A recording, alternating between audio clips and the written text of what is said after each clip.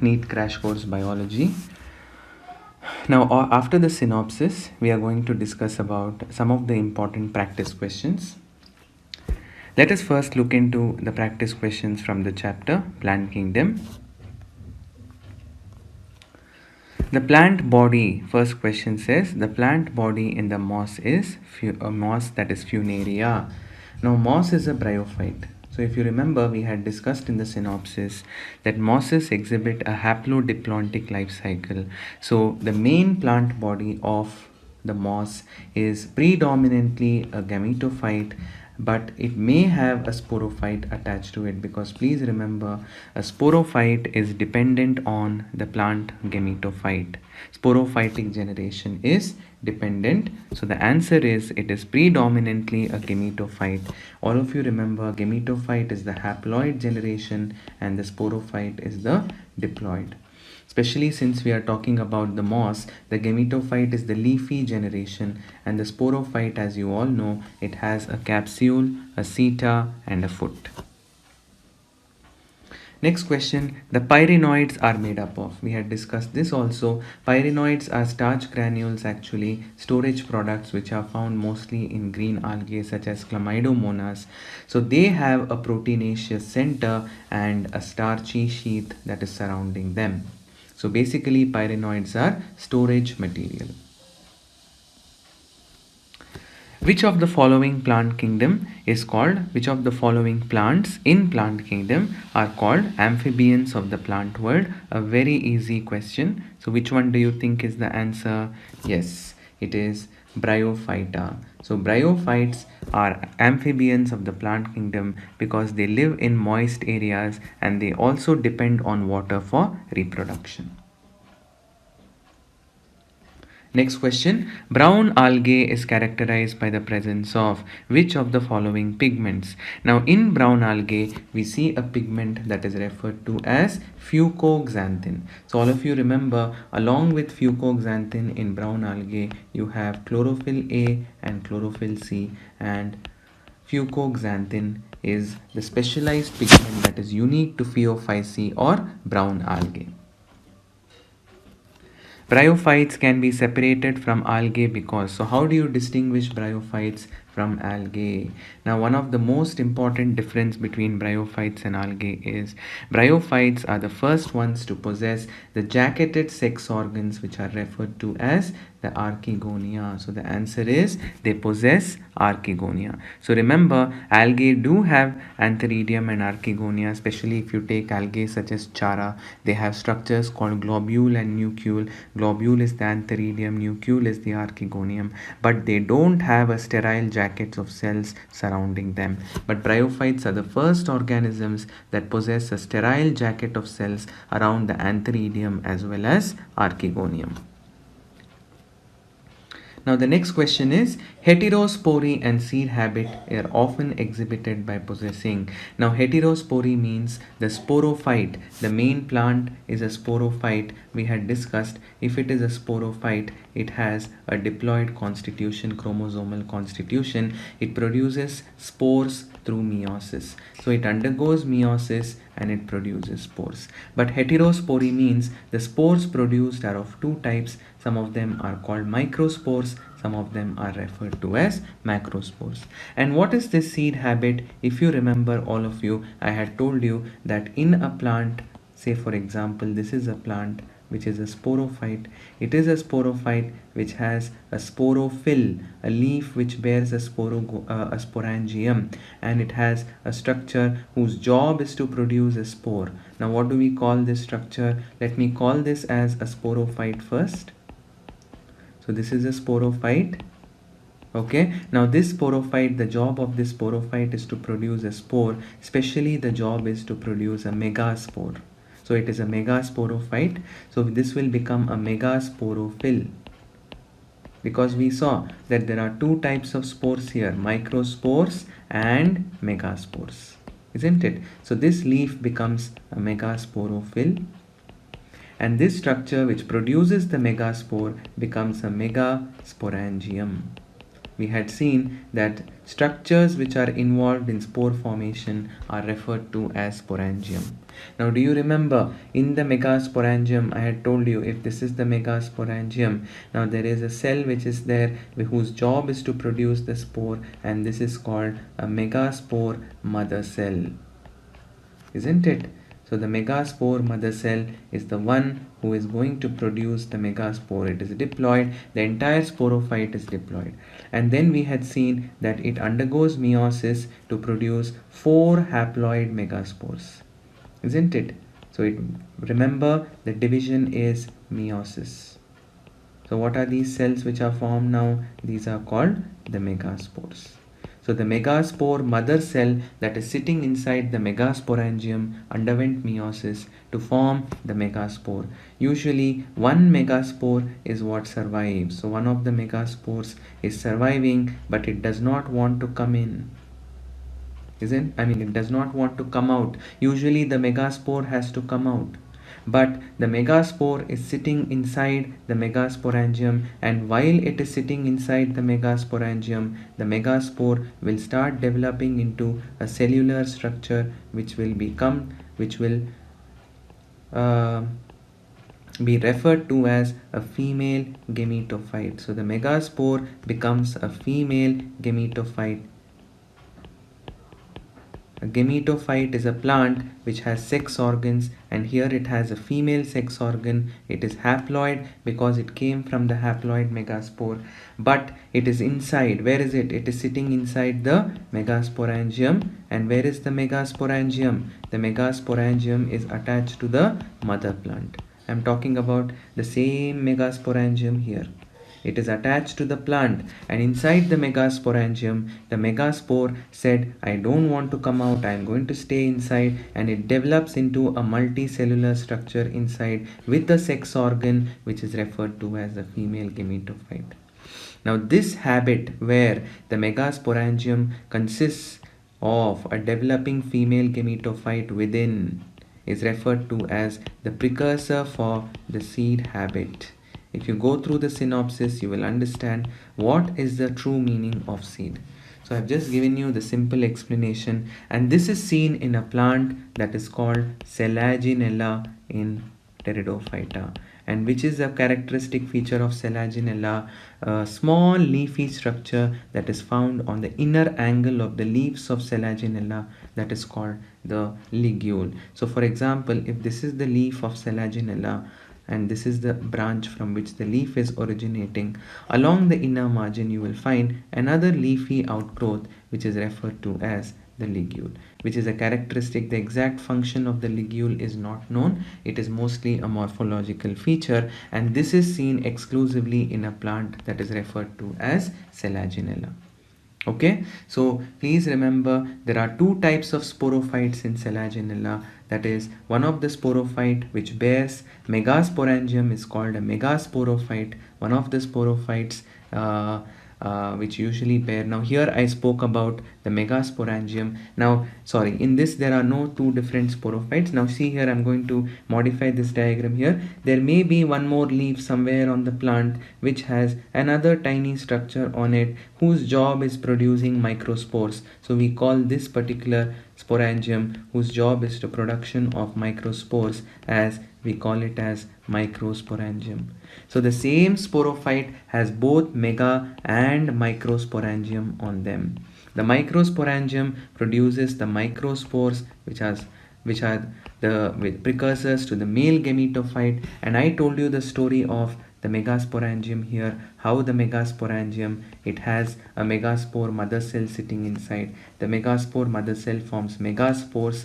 The megaspores do not come out inside itself. Inside the megasporangium, they develop into a female gametophyte.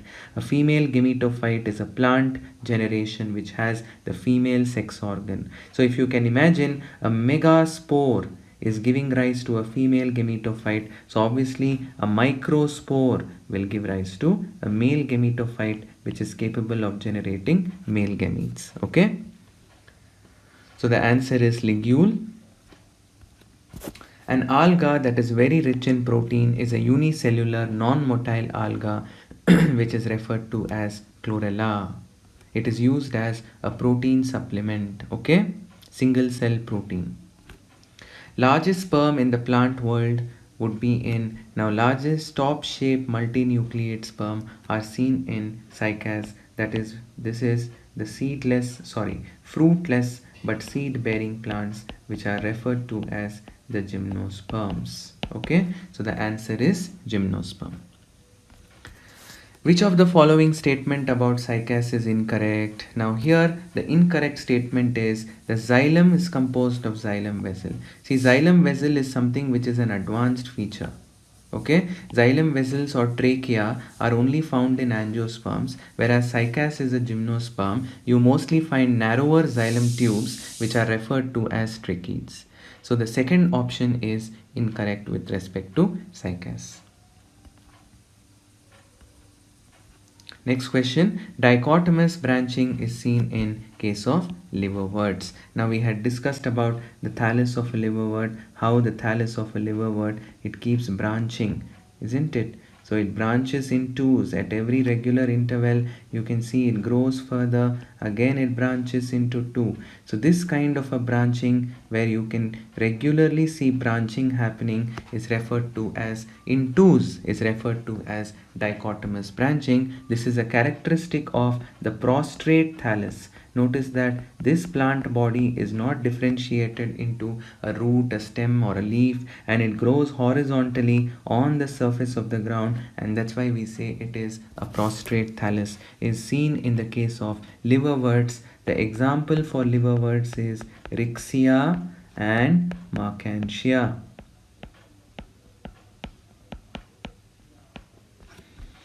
Okay, so the answer is liverworts. The endosperm of gymnosperm, we had learnt about the endosperm of gymnosperm. It is a haploid structure, because all of you remember one thing, in gymnosperms, unlike angiosperm where endosperm is a post-fertilization structure, in gymnosperm, endosperm represents the female gametophyte. What is the female gametophyte? Now, just like what I talked about in Selaginella, here also there is a, mostly in case of gymnosperms, what happens is, if I take cycas for example, a plant called cycas for example, the main plant is a sporophyte, that is, it is diploid. Now, on one of the leaves of the main plant, there will be, like I told you, if it is a sporophyte which is involved in production of two types of spores generally in cycas. One will be a microsporophyte and one will be a megasporophyte. Usually the female one is the, we should not call a sporophyte as a female sporophyte, because a sporophyte is an asexual generation, but for our convenience the female sporophyte is a megasporophyte. So once again the story goes as, there is a structure on the megasporophyte whose job is the production of megaspore, and this structure is called the megasporangium. Now inside the megasporangium, who is sitting? There is a cell wanting to give rise to megaspore, and we will call this cell as the megaspore mother cell. Is it haploid or diploid? This entire plant is diploid. Okay, now this cell, the megaspore mother cell, will now undergo meiosis. So which plant are we talking about? The main plant is a megasporophyte, which is, for our convenience, we are calling it the female plant. You will see why. So when it undergoes meiosis, it forms a haploid cell. One of this haploid cell survives, and what is this haploid cell called? It is called megaspore. This is the megaspore. It is haploid. And now actually under ideal conditions, the megaspore should come out. It should get dispersed outside. It must get dehisced and dispersed, but in this case it decides not to come outside. It is sitting inside only, and inside only the megaspore develops into a multicellular structure. It is saying, I am not going to come out, I am going to stay inside, and it develops into a multicellular structure. What is this structure called? Always remember, a megaspore develops into the plant, the sexual generation, which is the female gametophyte. So this female gametophyte that we call in case of gymnosperm as endosperm. Okay, so what is endosperm now? It is a female gametophyte. And where is it sitting? What is this outer structure? This outer structure, we called it as the megasporangium. It is the vessel in which the megaspore was formed, and the megaspore does not come out inside, only it develops into a sexual generation. Which is the sexual generation that megaspore gives rise to? It gives rise to a female gametophyte. In case of cycas, in case of gymnosperms, we call this sexual generation, or the female, not the male, because it's coming from megaspore, we call it as the endosperm. Okay, and this endosperm within the female, that is the megasporangium, may contain 3 to 6 female sex organs. The female sex organs are referred to as the archegonia. So now we know that because it has the female sex organs, and because the female sex organ has egg inside it, we can say that this is now the female sexual generation, that is called the female gametophyte. Okay, so if you say there is a sporophyte which is producing megaspore, the megaspore will always give rise to a female gametophyte. And if there is a microspore, there may be a sporangium on the same plant or on a different plant which produces microspore. Just like megasporangium, there will be a microsporangium. Microsporangium will have microspore mother cell. They will produce by meiosis microspore. A microspore divides to give rise to the sexual generation, that is called a male gametophyte. So don't forget these basics. A megaspore germinates into a female gametophyte. A microspore germinates into a male gametophyte. And don't you think the megaspore is permanently trapped inside the sporangium? In case of gymnosperms, it is saying, I am not going to come out. I am always sitting inside this vessel. Which is this vessel? The megasporangium. Okay, so let me write here, the megaspore is permanently, this is what is the seed habit. It is permanently retained. It is trapped. It is not going out. Normally it should go out and develop into a free female gametophyte. Here it is permanently retained inside. Which is the vessel that produces it? The megasporangium. But unlike the megaspore, the microspore is free. So the male gametophyte is set free. So it is a free structure or a plant generation, whereas the female gametophyte is trapped inside the megasporangium because the megaspore decided not to come out. Okay,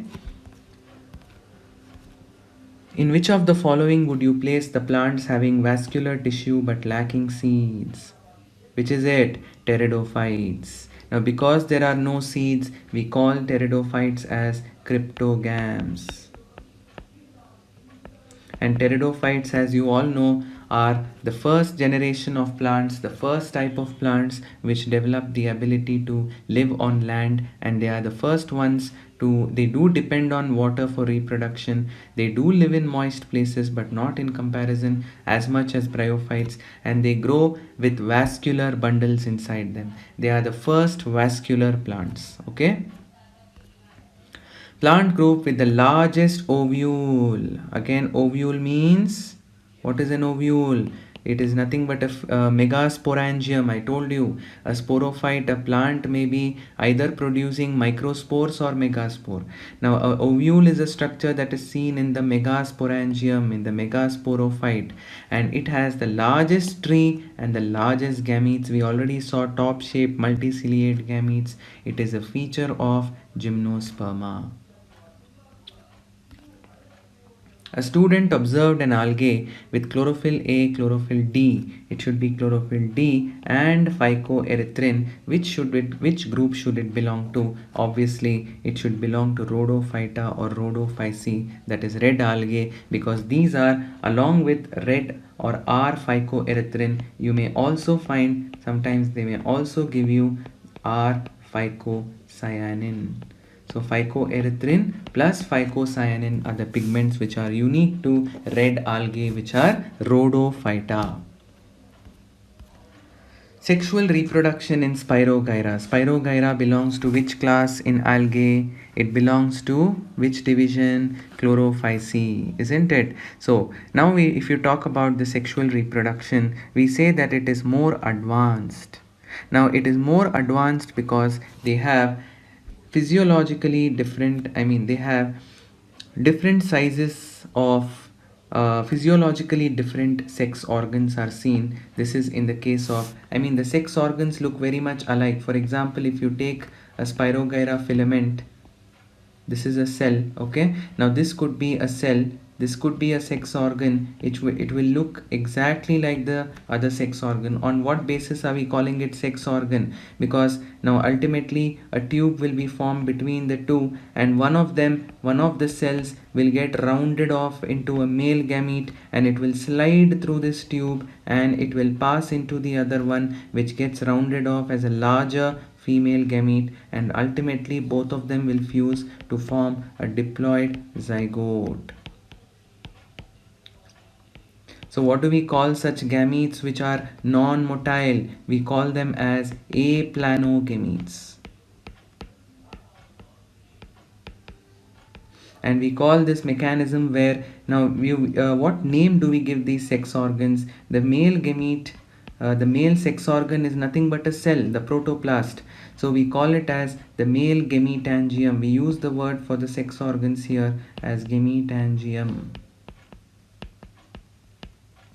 Okay, but it is not jacketed, and this process where a tube is formed between the two sex organs or gametangia, and one of them gets rounded off into a male gamete and slides through the tube and enters into the neighboring cell, which is rounded off as the female gamete, and ultimately both of them fuse together. This phenomenon which I have shown you here, a part of reproduction in Spirogyra, is called lateral conjugation. I hope you know Spirogyra has a filamentous structure like this, where there are cross walls between the filament, and each one is a cell of the filament which have spiral ribbon shaped chloroplast in them. Okay, so it is physiologically differentiated. They look exactly alike, they are morphologically not differentiated, but one of them behaves as the male, one of them behaves as the female. That's why we say that they are physiologically differentiated sex organs. Now moving on to morphology of flowering plants. We are done with plant kingdom. Prop roots are modified into adventitious roots. Now prop roots are actually what? If you see, the prop roots are actually adventitious roots only. But among all of the following, you see prop roots in ficus, that is fig tree. But the prop roots which you see in fig tree are not as prominent as the prop root that you would see in case of a banyan tree. Many of them may not grow up to the ground and they may not form a pillar. Okay? Prop roots are basically roots which are modified for what? For mechanical support. Sharp pointed curved hooks of Bignonia. Now in Bignonia what happens is it has a compound leaf. Compound leaf means you know about the leaf being dissected into individual leaflets. So this is a compound leaf. It has two leaves at its end, and at its corner it has three curved hook-like structure which is like a claw which holds on to a substratum. So this is this kind of a leaf which otherwise would look something like this.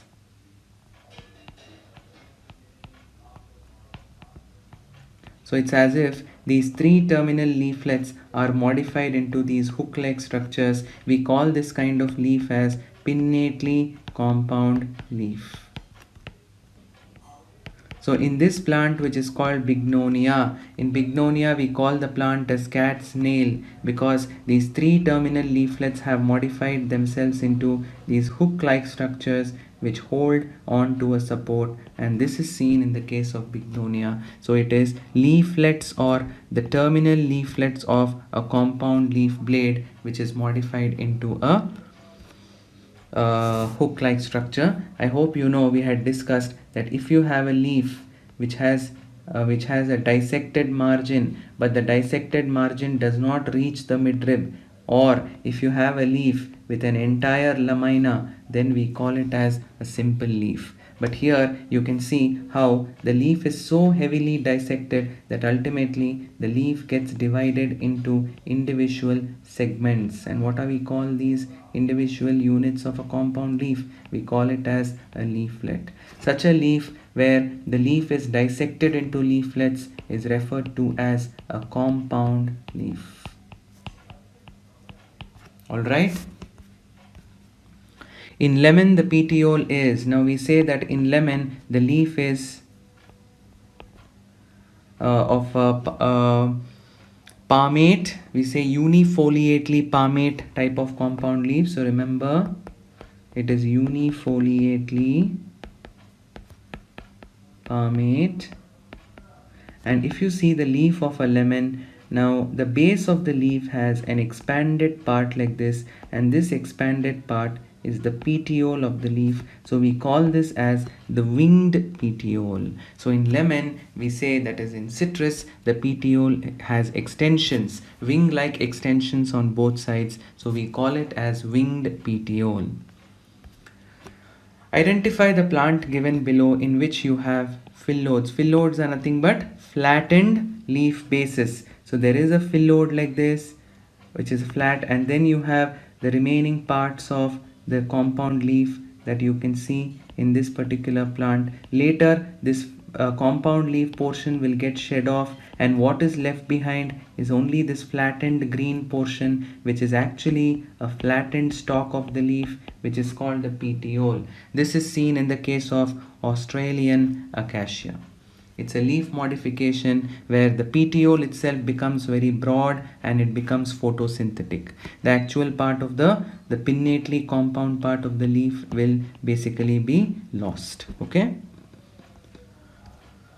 Identify the correct statement. Now the correct statement here is pear is a polycarpic plant. It flowers more than once, and biennials are flower only once during their lifetime, ideally, because biennial means it grows once in 2 years. Now usually what happens is in a biennial, the first year is it shows its vegetative growth, and second year it flowers, and generally the plant dies. So we say both A and C are correct options over here.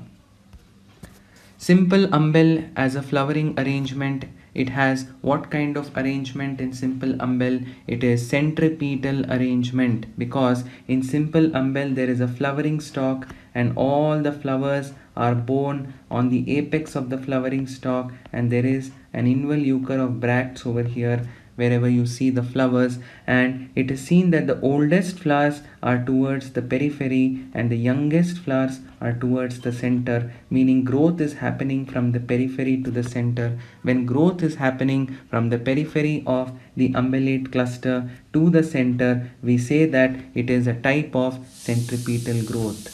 Okay. In helicoid cyme, the flowers arise on the same side or in all directions. Now actually in helicoid cyme, I think there is some difference in the answer key here. The flowers actually originate on the same side. Now helicoid cyme is an example for a uniparous, we had learnt, or monocaseal cyme. So what happens in uniparous or monocaseal cyme is, if this is the flowering axis, it ends in a flower, cymose inflorescence ends in a flower, and now there is a lateral branch produced on one side. This is another flower. Now this floral or this floret will again bear a lateral branch in the same side. This will again bear a lateral branch on the same side, again on the same side. See, so where is the branching happening? The branching is happening only on the right side of the corresponding floral axis or the corresponding floral branches. This is called as helicoid cyme. Okay, helicoid cyme is seen in Hemilia, begonia, some of the examples in which you can see this kind of a helicoid cyme. Flower arrangement in a biparous cyme is, now biparous cyme means there is a floral axis, the rachis or the peduncle. It ends in what is referred to as the flower. The oldest flower is on the top, and then it may produce two lateral branches, one on the right and one on the left. So first you have the oldest flower, and then you have younger flowers before them. This is called, because the branching occurs both on the left side and the right side of the main floral axis, we call it as biparous or dicaseal cyme. And what kind of an arrangement is this, where the older flowers are at the apex and the younger flowers are at the base? We call this type of arrangement as basipetal succession. Okay. Now see, they have given some inflorescences here. Now in this inflorescence, the first one looks like racemose inflorescence, isn't it? You can see there is typical acropetal succession over here. But imagine this is not the flower, this is the meristem. So it can grow continuously upwards. It is capable of growing throughout, and older flowers are towards the base and younger flowers are towards the apex, and all the flowers have stalk.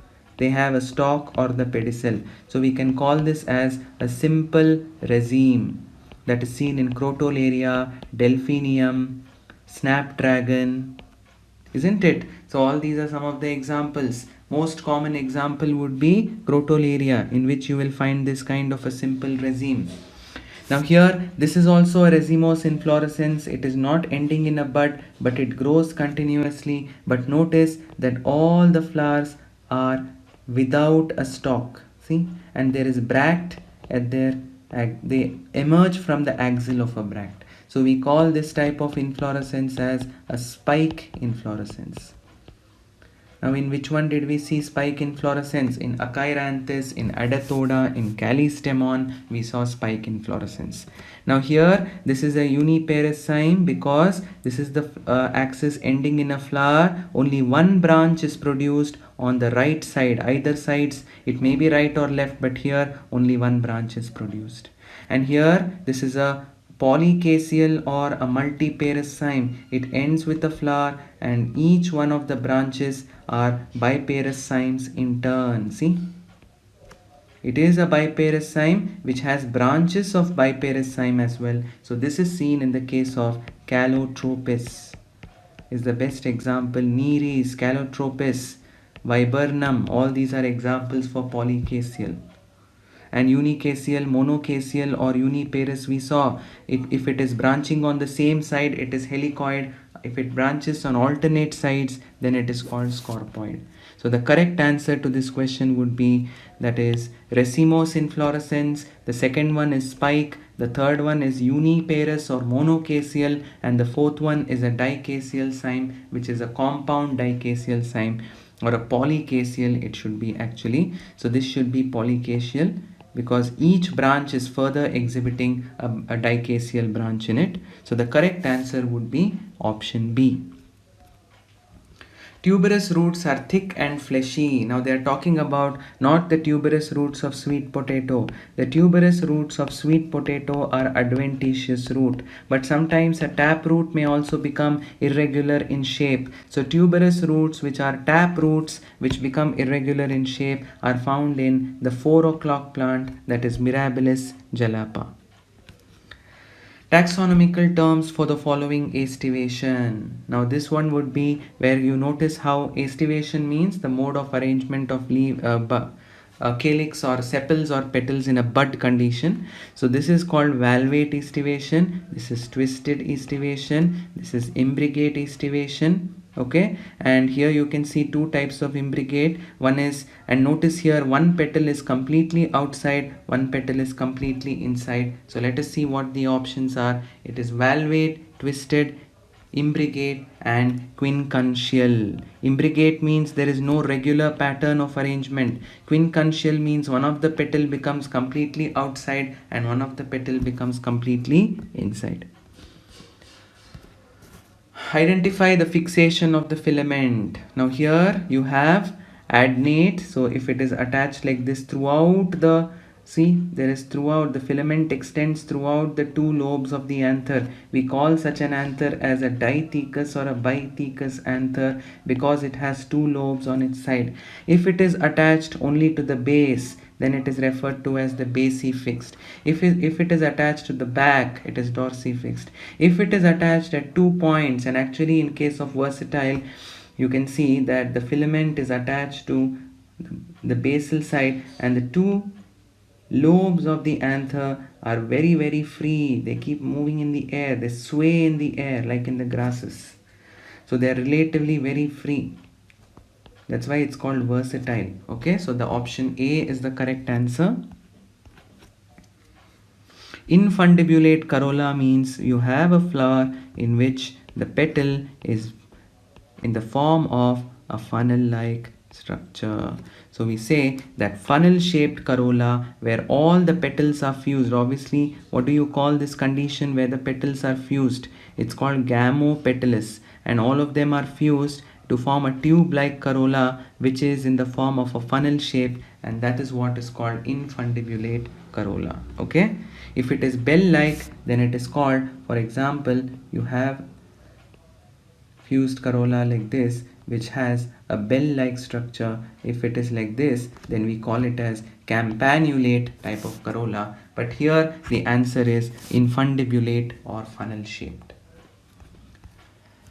Didynamous condition. Didynamous condition means there will be 4 stamens. Okay, the 2 of the stamens will be taller and 2 of the stamens will be shorter. This is called didynamous stamen, which is seen in ocimum, in salvia, etc. Okay, mericarps and cocci occur in dry fruits. Actually, the name of the fruit in which you can see such units called mericarps or dry cocci are called schizocarpic or schizocarpic fruits.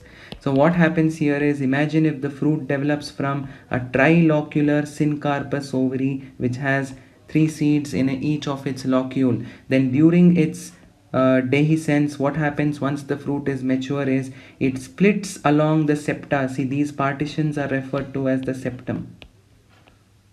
So the fruit is known to split along the septum, and they get separated from each other into single seeded units, and these single seeded units are referred to as cocci or mericarps. And then the cocci breaks open and the seed comes out of it. Okay, this kind of a fruit where the fruit breaks along the septa. See, the fruit has splitting, that's why it's called schizocarpic. It splits along the septa, and each unit of this fruit, of a dry schizocarpic fruit, is called a cocci or a mericarp, and this is seen in the case of regma. Example for regma is castor and jatropha. Castor is Ricinus communis, so the answer is regma.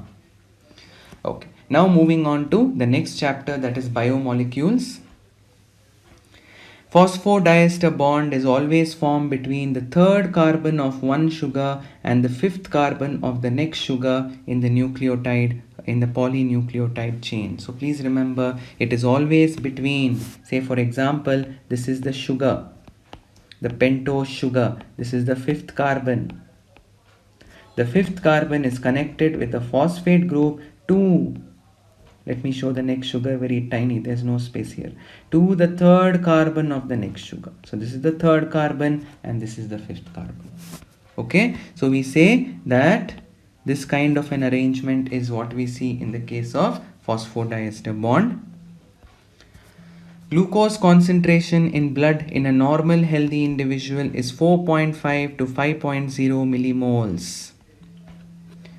Study the following ionizable state of amino acids. So here you have a state which I want you to focus. Notice that this amino acid has a 0 net charge on it because it has positive charge on its amine group and a negative charge on its carboxylic group, and this is referred to as a Zwitter ion, so it is the second option.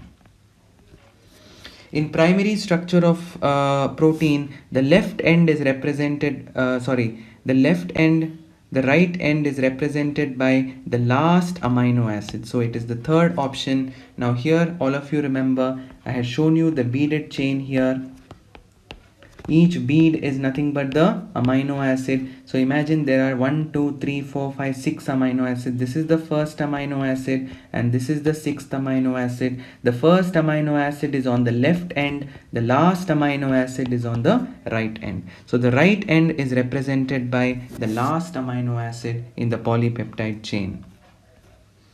The correct pair of biomolecules, one of which is an aromatic amino acid, and whereas the latter is a toxin, rixin is a toxin. So phenylalanine is an aromatic. Histidine, tryptophan, tyrosine, phenylalanine, all of them are aromatic. So the correct answer is C, because rixin is a toxin that is obtained from castor plant, that is Ricinus communis. Adult hemoglobin consists of, it has 4 subunits of 2 types. Out of the 4 proteins that it has, 2 of them are referred to as alpha and 2 of them are referred to as beta. Which of the following are components of phospholipid? We had learnt in the morning in the synopsis class that a phospholipid consists of fatty acid along with glycerol, the trihydric alcohol, but it has a phosphate group. Of course, along with the phosphate group, it has something called as an additional group also. So remember, it has a phosphate group, an additional group, fatty acid and glycerol. So the second option is the correct answer. The nucleotide sequence here, obviously if they've given one strand, you should all remember that the second strand they're asking you the sequence of. The second strand is anti-parallel. It runs in 3' to 5' direction, and then as per the base rule you write the bases. Adenine pairs with thymine, thymine with adenine, guanine with cytosine, cytosine with guanine, cytosine with guanine, adenine with thymine, and so on. So if you do this, you will get the correct answer, that is the last option, which is the correct complementary strand. The R group in serine and alanine are CH2OH and CH3. Please remember, if you take an amino acid, it has an R group, an H group, it has an NH2 or an amine group and an acid group. R group varies from one amino acid to another, and that's why the R group is called a variable group. So for serine, the variable group is hydroxymethyl. For alanine, it is methyl. If you remember, for glycine, it is just a hydrogen. So glycine is an amino acid which has 2 hydrogen atoms attached to it, because even the R group is a hydrogen and amino acid already has a hydrogen attached to carbon. So the simplest amino acid, however, will be glycine. Storehouse of energy in animal tissues. Which is animal starch among the following? Glycogen is the animal starch. The most abundant elements in the protoplasm are carbon, hydrogen and oxygen. Very basic question. Fructose is a sugar which has a ketone group, and it is a sugar which contains 6 carbon in it with a ketone group in it, and that's why we say fructose is a ketohexose. Which amino acid is required for the synthesis of hemoglobin? Now there are many amino acids, but in the order of requirement, it is said that histidine is an amino acid that is most important in the synthesis of hemoglobin. Cellulose eaten by grazing animals is passed out undigested, digested by gut bacteria, digested by digestive enzymes, digested by digestive enzymes and intestinal bacteria. You all know that in grazing animals there are bacteria as well as they may produce what? Enzymes, digestive enzymes. But you know that in the stomach, called rumen, reticulum, omasum and abomasum, mostly fermentation takes place. So it is intestinal bacteria which basically help in digestion of cellulose. Okay. Which of these is not a polysaccharide?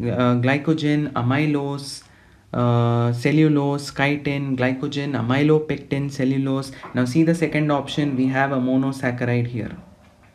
That means this group does not include only polysaccharide. So the answer is second option.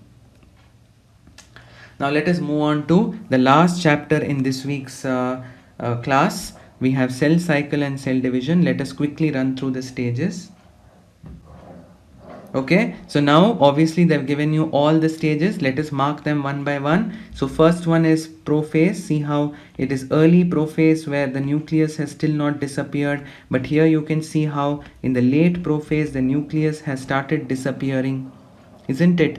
And then after that you can see there is metaphase over here. The chromosomes have come and aligned at the equator, correct? And then it is the fourth phase. They're beginning to get, suddenly the cell has been tilted to the right, so note the change. They're starting to get pulled away during anaphase, and they have become pulled away quite far away from each other. So obviously it is the correct sequence which I have marked here. It would be the second option. Okay,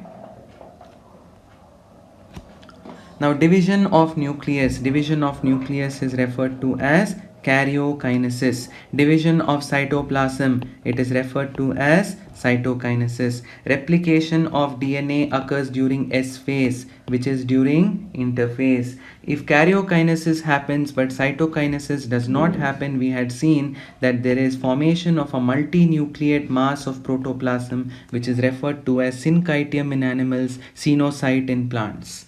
So this is the correct option here. So it is the option B among the given options.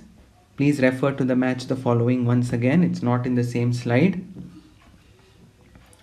A cell is a continuous process in the cell. I think there is some discrepancy here. Probably cell division they're asking is a continuous process in the case of cell cycle. It occurs in G phase S1. It should be very specific here. G1, S2 and G1, S phase or synthetic phase, and G2 phase or M phase. Let us see what the answer is. It says both A and R are true, and R is the correct explanation for A. So probably from the answer I am able to tell you that cell cycle, or we can say cell growth maybe they mean, isn't it? Because throughout the cell cycle the cell keeps growing and their cell is metabolically active. So now it makes sense, cell growth is a continuous process in cell cycle. And why do we say it is a continuous process? Because it has all these events which are joined end to end, that is gap 1, synthetic, gap 2, and the actual phase when the cell divides, which is referred to as the M phase. Okay, synthesis, that is DNA replication, does not occur throughout the cycle, and DNA replication is a discontinuous process. The first one is true, it occurs only during S phase. It doesn't happen throughout the cycle. And no, DNA replication or synthesis is not a discontinuous. It doesn't happen in breaks. It is a continuous process. So option A is true, but R, that is assertion, is true, but reason is false. If the endosperm cell of a plant has 36 chromosomes, okay, first we should say what is the number of chromosomes in the each pole during anaphase. Okay, now let us say, now please remember they have said anaphase 1, so they are talking about meiosis 1. Now first of all, endosperm is 3 sets. So if 3 sets is equal to 36, one set or diploid set, let us not take one set here, let us take diploid set, is equal to 24. Correct? Now imagine that this diploid cell is undergoing meiosis. So to give you the example, let me take a small cell with only 4 chromosomes in it. 2 longer chromosomes and 2 smaller chromosomes. So 2n is equal to 4. Now during S phase the chromatids get duplicated. So here you are seeing only 1 chromatid per chromosome, but now you will see 2 chromatids per chromosome. That means S phase DNA synthesis has happened here. See, so this is S phase, 2n is equal to 4. And then now see what happens here. S phase 2n is equal to 4. Now during anaphase 1, all of you remember, during metaphase 1, the pairs will come and align at the equator like this. The taller ones and the shorter ones. Both of them are in the equator, and anaphase, what will happen? They get pulled away from each other. The pairs get separated. So let me draw anaphase here for the same cell.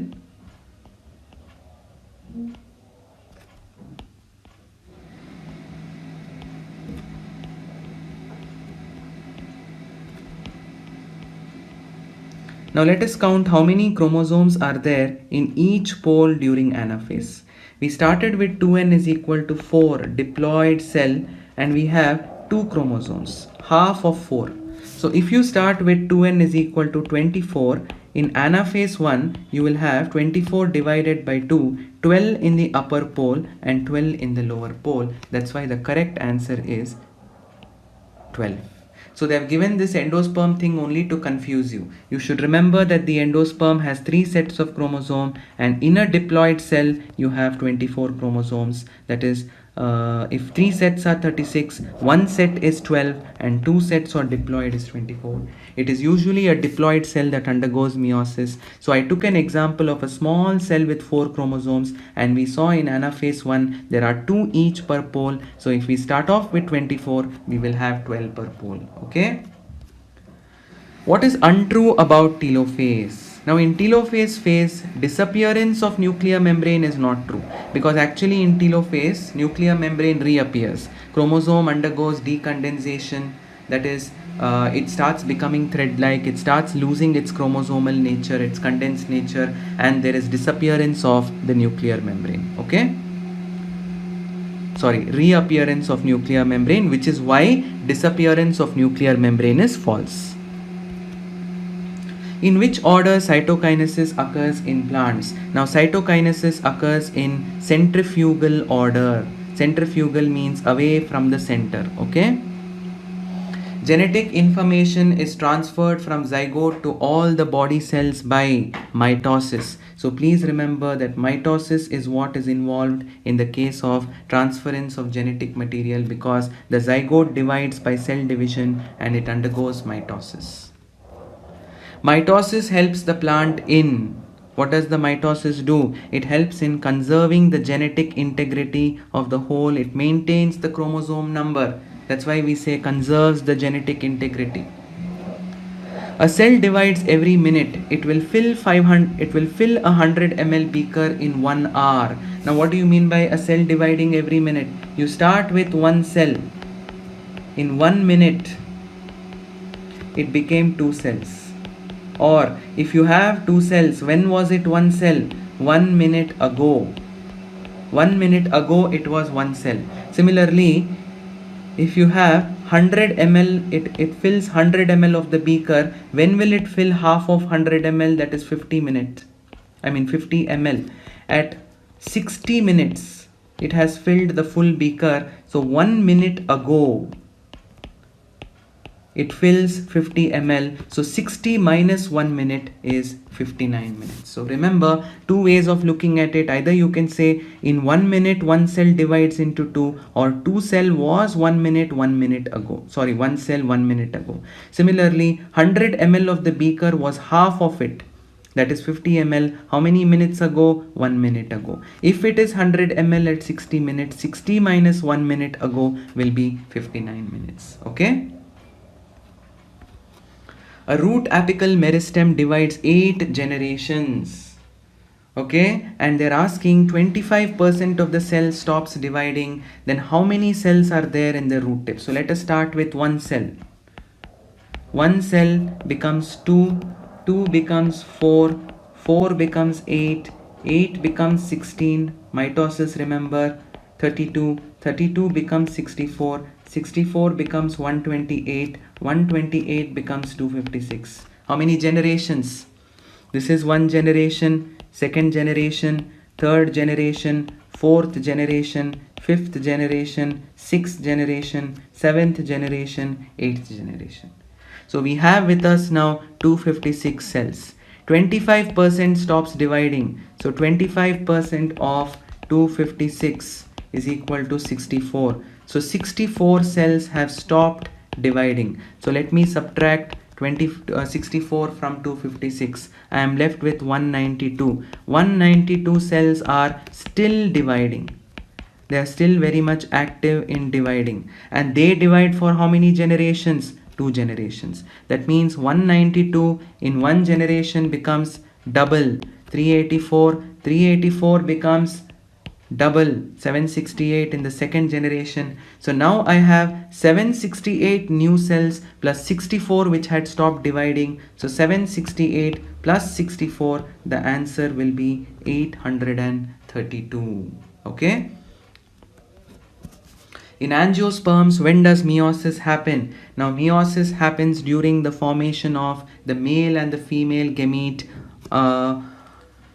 Okay, so the answer says pollen grain or microspore formation. I'm sorry. Yes, male and female gametes are formed from the pollen grain by male gamete specifically is formed from the pollen grain by mitosis. You have a microspore mother cell which is diploid, which undergoes meiosis, and this produces haploid cells which are referred to as microspores.